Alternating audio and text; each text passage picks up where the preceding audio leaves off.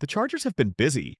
They've added a ton of players, double digits already, in this first wave of free agency for 2025.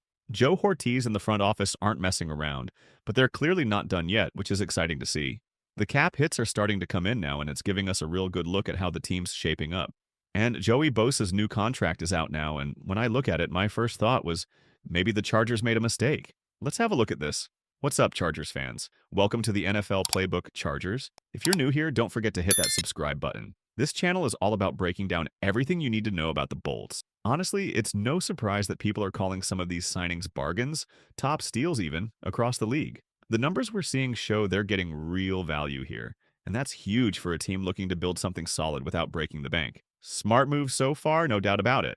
Over the Cap's got some numbers that really pop. Najee Harris coming in at $5.25 million. That's a solid deal for a running back who's been a workhorse. Dude's going to grind it out in the backfield and keep defenses honest. Then you've got Donte Jackson at $4.5 million. Cornerbacks with his speed don't come cheap, but that's a fair price for a guy who can lock down receivers. Mike Williams at $3 million feels like a steal. If he stays healthy, that's a big target for Justin Herbert to sling it to. Del'Shawn Phillips at $2 million. Smart pickup. Special teams ace and linebacker depth for a bargain. And Benjamin Saint-Just at $2.5 million rounds it out. Tall, physical corner who's still young and growing. These cap hits show the Chargers are building something real without blowing the bank. Pretty sharp moves so far. Now, those cap hits don't even cover everyone yet. Guys like Mekhi Becton, Naquan Jones, and Deshaun Hand aren't in there. And the Chargers are still sitting at about $50.7 million in free cap space. That's pretty solid when you think about it. They walked into free agency with around $90 million to play with, and dropping a hefty $18 million chunk to lock down Khalil Mack after Joey Bosa took off. That's a big move to keep that pass rush alive. And those values we talked about earlier, they're looking real sharp.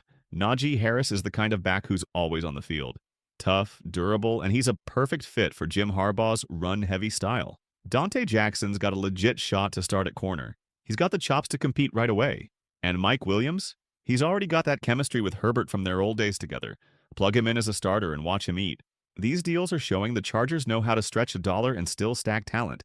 Can't wait to see how this keeps coming together. While the Chargers haven't made that blockbuster splash the huge cap space seemed to hint at, the way it's all coming together is high value that leaves plenty of room for more. Speaking of Joey Bosa, he's gone, cut loose before free agency kicked off, and now he's landed with the Buffalo Bills, an AFC team that's going to be a straight-up problem for the Chargers down the line. Losing Bosa was the no-brainer move of the offseason when you look at the cash. $25 million saved right there. And just like clockwork, they flipped a big piece of that to keep Khalil Mack in the fold. But here's where it gets juicy. Bosa's new deal with the Bills? It's a $12.61 million contract.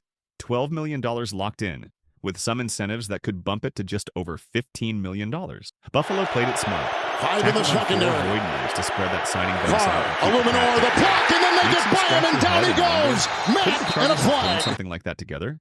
Maybe even sweetened it a bit.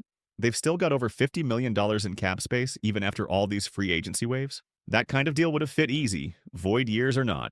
Now, maybe Bosa didn't want to stick around. Fair point. Everyone figured if he was leaving, he'd head west to team up with his brother Nick. But he's in Buffalo. You can see what the Chargers are thinking. They want Tuli Tuipulotu Second down and 7. Getting that young edge rusher some real game time. But man, with the team in win-now mode, it's tough not to think they could have shelled out to keep Bosa in the mix too. That rotation would have been nasty. Mack, Bosa, Tuipulotu, coming at quarterbacks all day. Maybe Bosa just wasn't having it, but that contract, Third down. it looks Wilson. doable from here. It's Leaves you wondering what really went down down by behind the Khalil scenes. Mack. And that's a wrap, Chargers fans.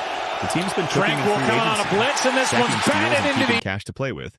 But losing Bosa to the Bills? Man, that's got me thinking, what could have been, right? This squad's gearing up for something big, and I'm pumped to see what's next. If you're loving these breakdowns, smash that subscribe button for NFL Playbook Chargers. Tell me in the comments, did they mess up letting Bosa walk? for the Who's your first favorite time pickup so far? today. Let's hear it. Catch you on And the next one. Eskridge could